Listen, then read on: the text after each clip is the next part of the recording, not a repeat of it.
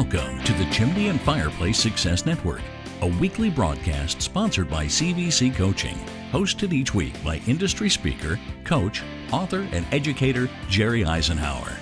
Our presentations are produced to assist business owners and managers in turning their business dreams into their business realities. And now, here's your host, Jerry Eisenhower. And I want to welcome you once again to the Chimney and Fireplace Success Network. This is episode number 73 of our podcast. And today's title is Expectations and Disappointments. Expectations and Disappointments. Just like every week, this podcast is sponsored by CVC Success Group. Look us up.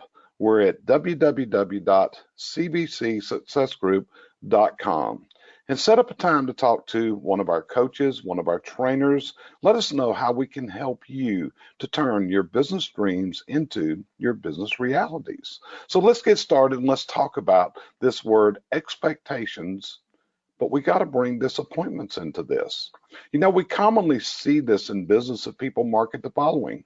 Our goal is to exceed your expectations. And quite honestly, many of our customers are simply looking for us to meet the expectations they have. So let's talk about expectations. The first part of expectations that I want to ask you about is, what is your expectations? What's your expectations of the team members that work for you? What's the expectations of the vendors that you buy from? What's your expectations of your customers? Because what we've got to do is clearly define these things in our minds. What is the expectations you have for your vendors? Have you clearly spelled these out to your vendors? Does a vendor disappoint you and doesn't meet with your expectations? Doesn't exceed them? So the question is, if you have a business relationship with someone, what you've got to do is clearly tell them what your expectations are. You've also got to share with them when you're disappointed. That doesn't mean you've got to get on social media and blast the company. Rather, it's a simple matter of having that difficult conversation with the people you buy from.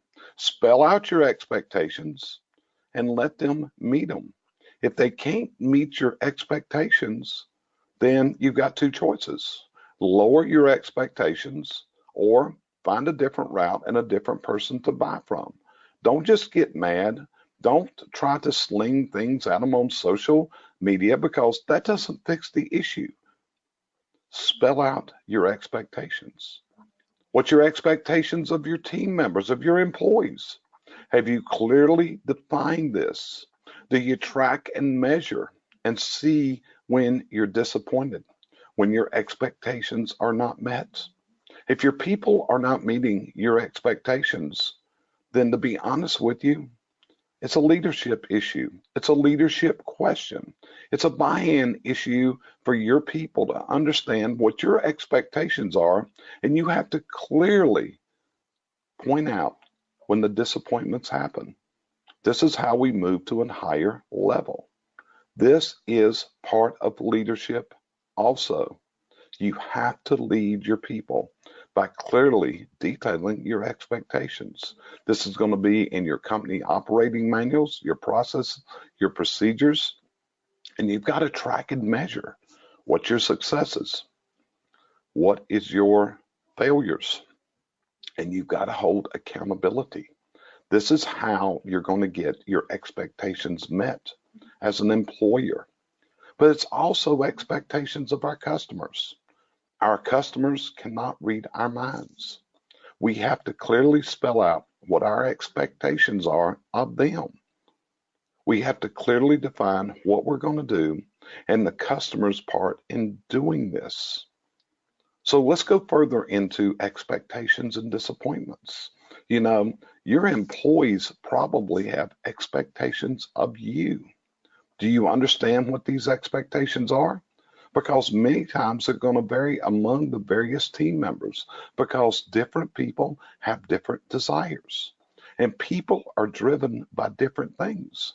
The same carrot dangling in front of one person that may drive them may not drive another. One of the amazing things as you look at your workforce is, many are not driven by money. It's not a compensation factor. Many of today's workers, they place more value in time off. They place more value in the work environment than they actually do in the monetary compensation they receive. So, do you know what the expectations of your team is? Do you know when you've disappointed your team? Because this leads to morale issues. In order to know these expectations of your people, you've got to have regular meetings. Your people have got to communicate with you. They have to share it. And sometimes these are very difficult conversations. And what a leader has to do in order to meet the expectations is have the ability to listen, not to reply, rather to understand the other person. This is a key thing in leadership. So again, if you're listening closely, I keep talking about expectations, but I talk about the expectations from a leadership aspect. Do you understand what your customers' expectations are? Do you understand what the hot buttons are with consumers? Do you understand what their perceived risks are? Do you understand what the consumer, your customer, will consider to be a disappointment, where their expectations were not met? And these are going to vary dramatically. They're going to change from customer to customer. You almost have to be a mind reader at times. But what you want to do is track and measure your successes, but also track and measure your failures. And each and every time that you get a bad review, or it could be a customer complaint, you have to trace these back to the origin of where the problem started. Because often, if you look at a customer disappointment, you're going to be able to trace it to one thing, one small thing that happened. And the more customers that you have, and the more varying that your customers are, the more there's going to be different hot buttons for those customers. Because the hot button is what comes out when they are disappointed. When they're disappointed, the hot buttons start showing up. So here's what you want to do is you've got to be able to understand your customer. You got to be able to think like your customer. You got to be able to think like your team members in order to make things work appropriately and to the best way possible. You've got to learn to think like other people and understand. Listening is a key skill.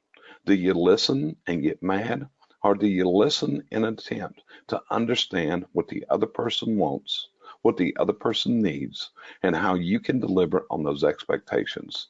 And that goes right down through the people that you lead, your family members, your close friends, your acquaintances, your customer. It goes through the whole list. So this has been a rather short podcast today. I hope you've had some value in this, and I appreciate you joining me today. The Chimney and Fireplace Success Network is sponsored every week by the CVC Success Group.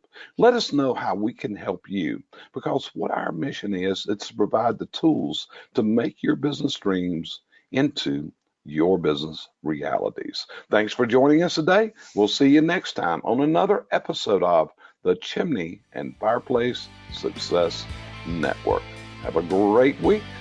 Thanks for joining us here each week at the Chimney and Fireplace Success Network, sponsored by CVC Coaching, providing you the coaching and educational outreach services you need to move to your dream destination in business and in life.